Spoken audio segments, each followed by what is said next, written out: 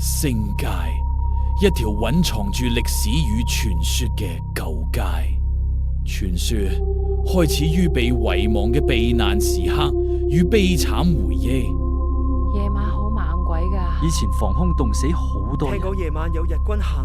二戰歲月，成千上萬市民逼入防空洞。有人話嗰一晚再冇人行出嚟。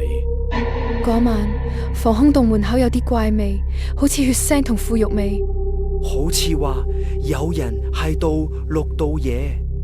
模糊嘅人影就好似被遺忘嘅輪廓，恐怖痕跡成為解讀恐懼嘅視覺符咒。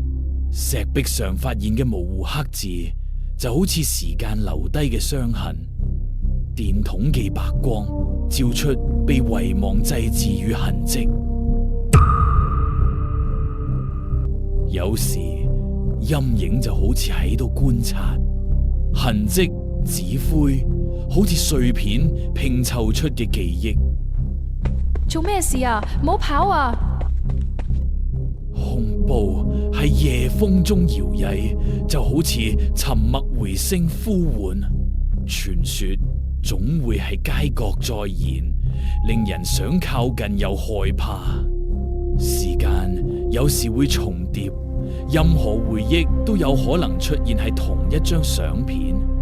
真相可能永遠埋藏喺黑暗入邊。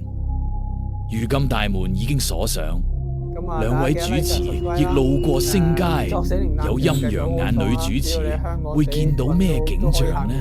我哋帶你去。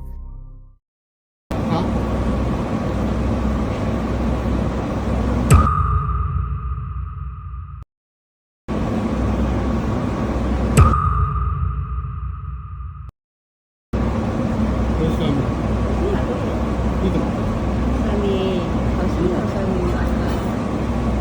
今晚你有冇坐過？